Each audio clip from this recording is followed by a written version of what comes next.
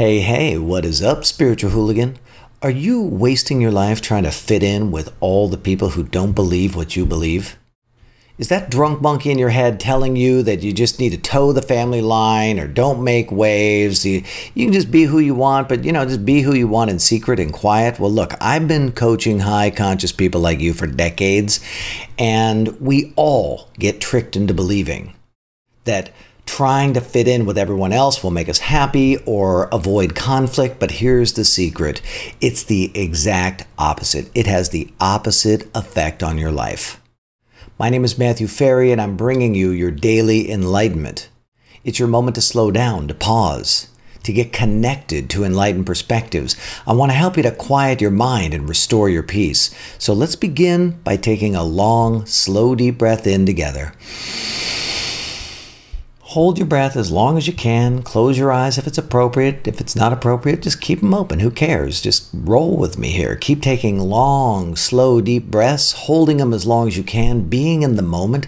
Let's let go of the stresses and the concerns of your day. Let's release survival consciousness in favor of enlightened consciousness.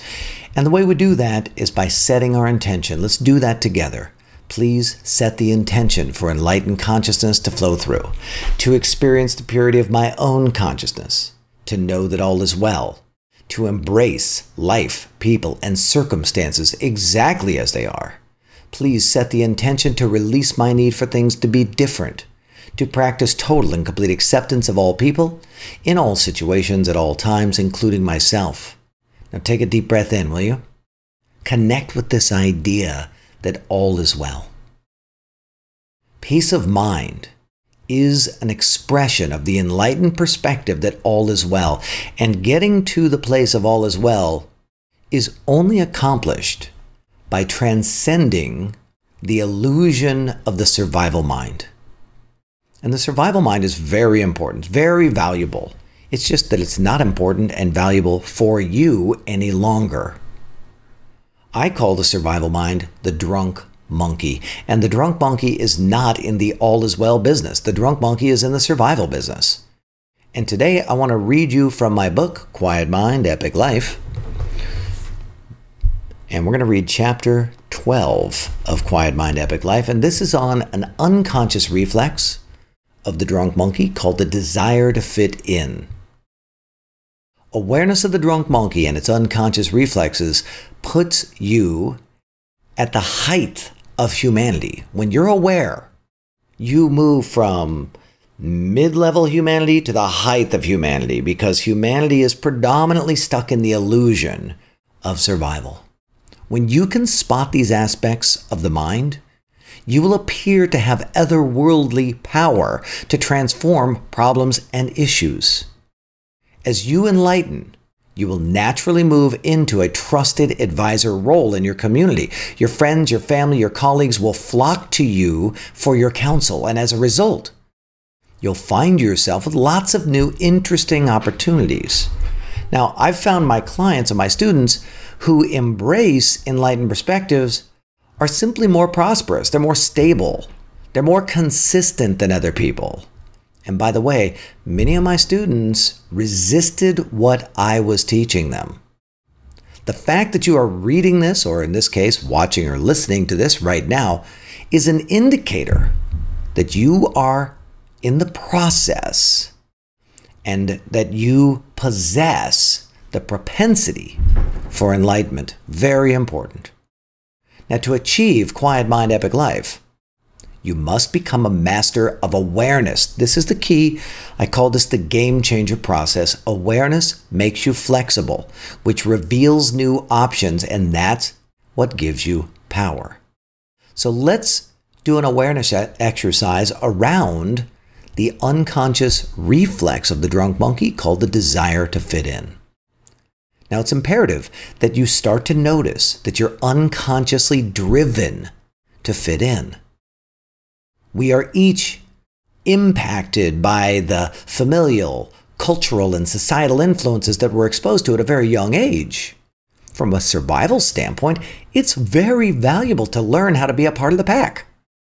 But from an enlightened perspective, you must see that this is a reflex. It's literally like a hammer hitting your knee, boink, and your knee pops up. This desire to fit in is a reflex of the drunk monkey that must be transcended. It's time to be honest with yourself. You are a pack animal. It is a simple fact that our genetic history is based on the pack mentality. Branding together, or banding together, that is, banding together for the good of the group is pervasive in our consciousness.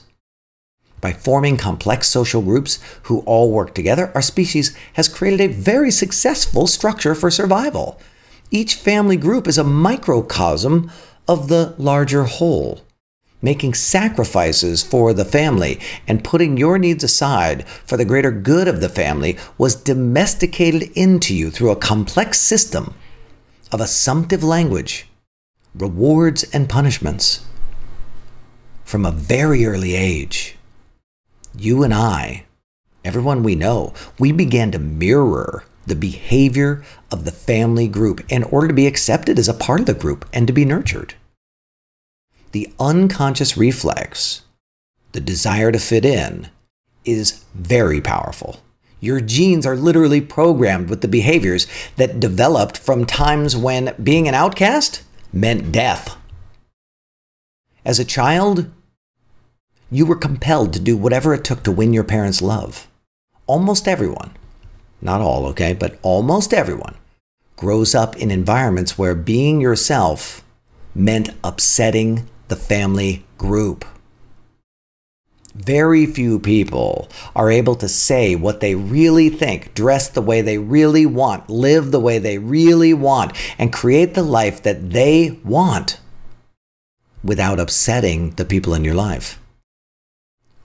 I want you to really let this next statement in, and I want you to ponder it. Ready? Let's take a deep breath in. Hold your breath. The odds of you staying aligned with pack mentality while fully self-expressed and living with living with your full potential are damn near zero. Let me say it again. The odds of staying aligned with pack mentality while fully self-expressed and living your full potential are damn near zero. They don't go together. But enlightenment changes all of that. We celebrate those people who break away from the pack and do something that took courage. It's so rare. So few can escape the gravity of the desire to fit in. And I'm not saying that successful people like Oprah and Richard Branson who break the cultural norms are enlightened. I'm not saying that. But their creative courage represents an ability to ignore what is in essence a hidden motive to survive that is triggering an unconscious reflex of the drunk monkey.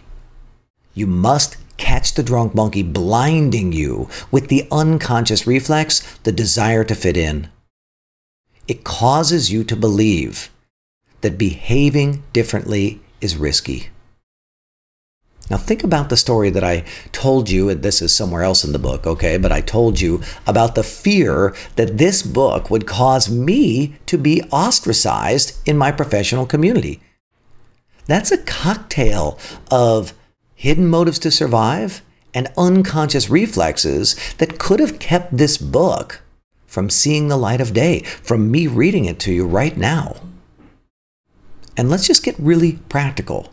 When you break protocol with your culture, your business associates, with your family group, they get uncomfortable. And they don't even know why, to be honest with you. They are slaves to the drunk monkey, and they crave conformity, even if they say they don't. And when you do what you want, it's disruptive to the status quo. That's why the name of my book, or the subtitle, is Escape the Status Quo.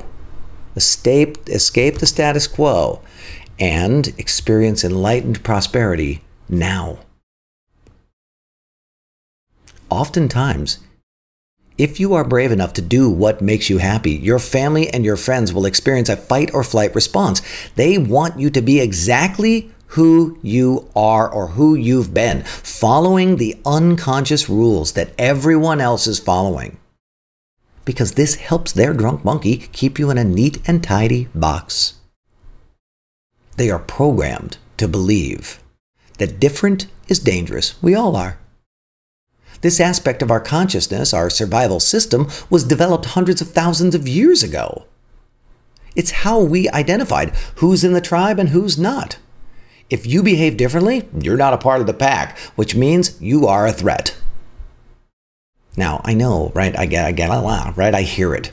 I hear the drunk monkey, right? Matthew, I don't want to upset the people in my life. Maybe I don't need this quiet mind, epic life stuff after all. I feel like maybe I should stop watching this, or maybe it's too risky, and I just want you to hold on there, Skippy. First of all, it's too late. Hey, you can't help yourself. Buddha said it perfectly. Once one hears of enlightenment, nothing else will do. You have been on this quest for a long time, so just make peace with it. It's happening. It's been happening your whole life, and you've always been different from the rest of the pack. Sorry, it's just the way it works. And secondly, you are just proving my point. You're not free when the drunk monkey is saying that stuff. This reflex is literally trying to stop you from seeking enlightenment for fear of not fitting into the group. This is exactly what I'm talking about. This is the thing that I'm trying to help you to get free from. You're having a reaction, right? And as I'm saying these words, blah, blah, blah, you are probably making up stories. I don't know if I want to break from the pack. How are people going to react? But my words are the hammer, and your thoughts are the knee, boink, that keeps springing up automatically, unconscious reflex. So the question is this: is that what you're committed to? Are you committed to being a mindless robot programmed by society so that you don't ruffle any feathers? Because bringing an enlightened perspective to your culture, to your friends, to your business, to your family will be one of the greatest benefits that you could ever bring to that group. There is no greater prize than bringing the example of profound peace, the recognition that all is well. Ultimately, in your enlightened state, your presence will be experienced as a gift to the people around you. Here's a reminder of what is at stake. Enlightenment provides you with a context to enjoy unbelievable freedom, creativity, power, and influence over your life. As you pierce through the veil of the mind's denial system, you will have more power over your life. And when you see all of life as innocent, perfect, or meaningless, you will deal with things more sensibly. Look, when you embrace your enlightened perspectives, you massively reduce suffering. You can get to a place where there is no suffering. You will get to a place where there is no desire, there is no worry, there's no doubt. There is a bold, creative energy inside of you. There is an inspiration. There's just a love, compassion, and acceptance for all. The joy you will feel is so overwhelming that you will burst into tears. You will literally be blown away, so grateful to be alive. You want that, right? It is the most delicious state you could possibly imagine. And you're on the verge of it right now. So let's quiet the drunk monkey all together, okay? I've got your back here. At first, your unwillingness to participate in gossip, your release of negative attitudes, your unbridled compassion, and your willingness to accept everyone for everything that they represent will be very disruptive to the people that you know. They are used to you being jealous, agitated, Judgmental, prideful, playing the victim, excluding people who aren't a part of the group. Yes, even you, the kind and loving spirit, even you can be mad and frustrated and righteous. You know it, right? You know what I'm talking about. And as you release your need to fit in and toe the family line, your joy will start to burst out of you. The good news is, your joy will be very attractive to the majority of the people in your life. Some of the negative Nellies won't like you anymore, just so you know. They just won't. But I'm pretty sure you're okay with letting the negative Nellies go, right? In the past, you've been naturally drawn to activities and behaviors that are consistent with the way that you were raised and the people that you associated with. That's the past. Most families do not have a culture of enlightenment. For most families, practicing total and complete acceptance of all people in all situations at all times, including yourself, is thought of as dangerous or absurd. You were likely told to exclude people who aren't, quote unquote, the right kind of people. You are conditioned to believe that gossip, negativity, and being judgmental are normal. You may have felt like you didn't need to participate, or like you had to participate, even worse. And that if you didn't participate, that you were in opposition to your family members. Now, survival programs are very different than enlightened consciousness. Very different. Your family group did the right thing. They did their best to show you how to live in the world in a survival state. They were not concerned with happiness and peace. They were concerned with you being able to put food on the table, find a mate, have babies, and keep the species alive. You were taught to survive. But let's look at how the desire to fit in takes us out of alignment with ourselves and what to do about it. My client Sally, obviously I changed her name to keep our confidentiality agreement. My client Sally is a mom of 3 kids. She comes from an upper middle class family. She's been married to the same man for coming up on 2 decades, and he's very, very successful and has a very strong opinion on most things. She's really easygoing. She likes her quiet time. She's very intuitive. Most people would say that, she's a sensitive soul. But like you and I, she is deeply spiritual. And when we met, she was a long way from enlightenment. She was in those beginning stages where you know how to be happy, but so many things knock you off your center. It took constantly engaging in the rapid enlightenment process to go into those enlightened states, but eventually she got there. Now, one of the biggest blocks to her joy was the unconscious pull to fit in. She wanted to be a great mom. She wanted to do well by her children. But she really just wanted to make sure that she was being a good mom. And that caused her to do a lot of suffering and a lot of lamenting. She was incessantly worried about living, quote unquote, the right way, fearing that if she didn't do that for her kids, that she would screw them up because she wasn't doing it right, or she was giving them the wrong example. She couldn't stand the idea that they would have bad lives because of her. Does this sound familiar? If you're a parent, you know exactly what I'm talking about, right? I know that you can relate to this story. Using awareness exercises. Using awareness exercises and hours of reflection, self-examination, Sally began to see that she was being run by the drunk monkey. So step 1 in this process is to distinguish the unconscious reflex. Sally's inner conflict was fueled by the desire to fit in. As she pondered changing her rules, it literally filled her with anxiety, and that surprised her. She became present to her unconscious reflex to fit in, making herself happy and doing what she thought was right caused her fight or flight mechanism to fire off. Let me say that again. Making herself happy and doing what she thought was right intuitively actually caused her fight or flight mechanism to fire off. Well, what will my husband think? What will my parents think? Will my friends think that I'm a bad mom because I'm breaking the tradition and I'm following my heart? She just kept noticing her body's reaction. Her heart rate went up. She became filled with anxiety. The drunk monkey had her in its grips.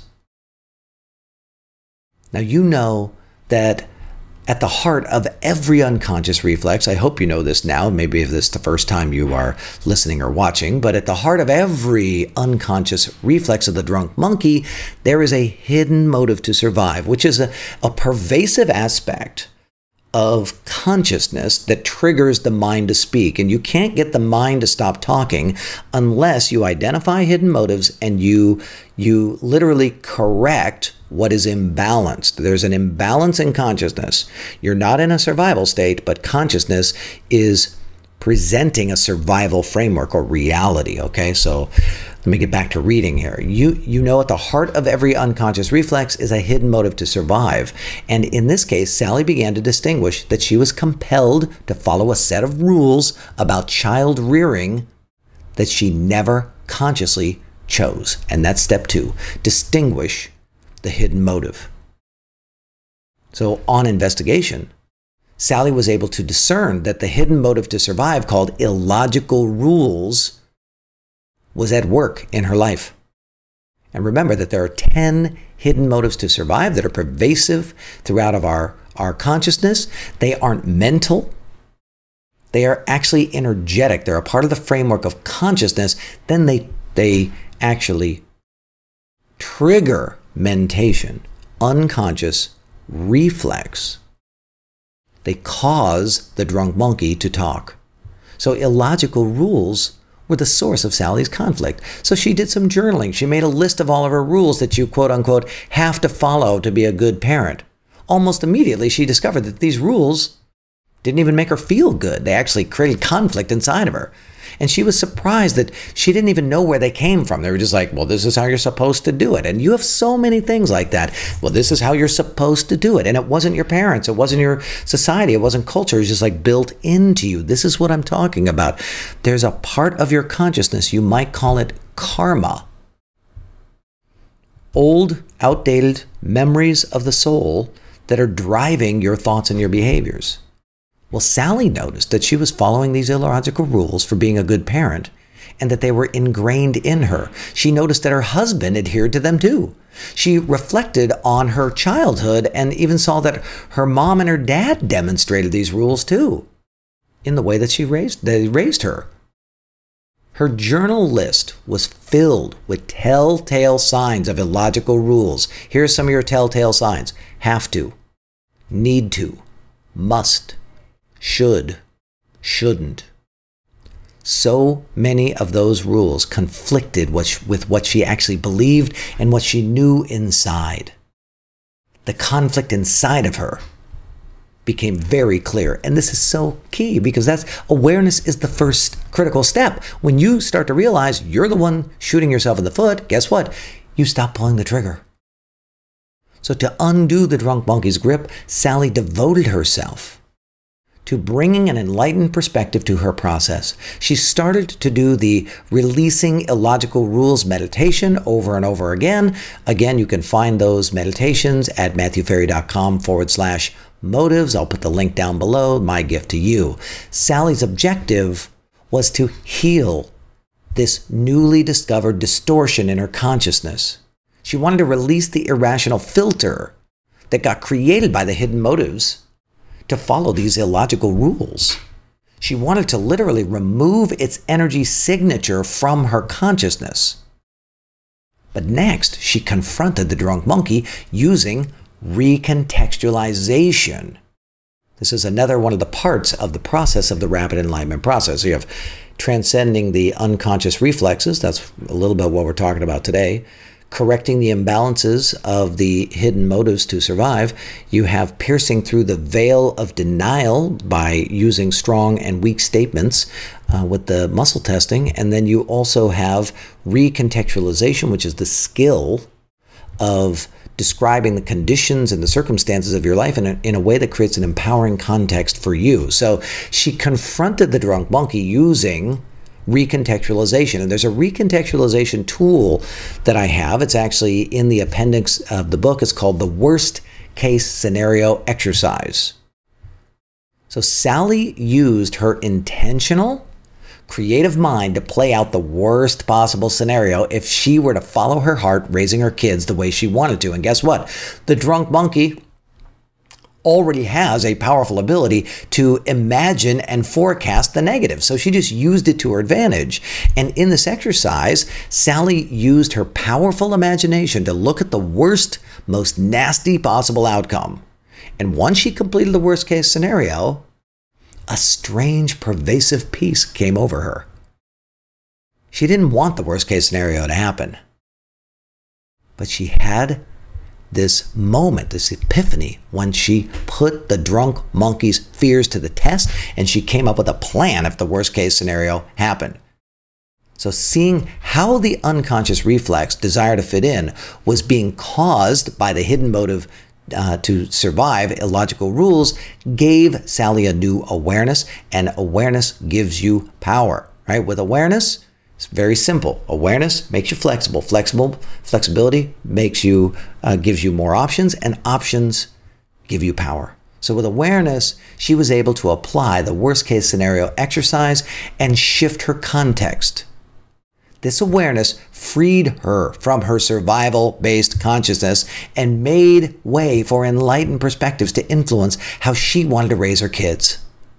Sally is now at peace with raising her children. She's happy. She's no longer impacted by the hidden motive triggering the unconscious reflex when it comes to parenting. And she has some mind-bending power to create an epic life as a mom. Okay, so here's the question I have for you. Where are you going to stop trying to fit in and start doing what feels good to you? Stop trying to follow the rules and the protocols and the social processes and instead follow your heart, trust yourself. Will you put that in the comments for me? I want to hear from you. I want to hear what you are going to focus on. I mean, look, you watched, this is a long session here that we just went through. I want to know. Let me know. Okay, my name is Matthew Ferry, author of Quiet Mind, Epic Life, and I would love it if you would like this video, if you would share this video with other spiritual hooligans that you think would benefit from it, and definitely leave me a comment, okay? This is what tells YouTube that other people should watch this, okay? Your like, your share, your comment, that means a lot to me, but it actually makes a big difference in the world because other people see this video because of you. Thank you for doing that. I encourage you to really leave me a comment, please, okay? And finally, consider joining us over in our Spiritual Hooligan Facebook group. There's a bunch of people like you and I. We're all talking, we're all communing, we're talking about these kinds of ideas. I'll put the link below. I'll also put the link down there for the Hidden Motive Release Meditations. My gift to you. Thanks again for tuning in to this Daily Enlightenment.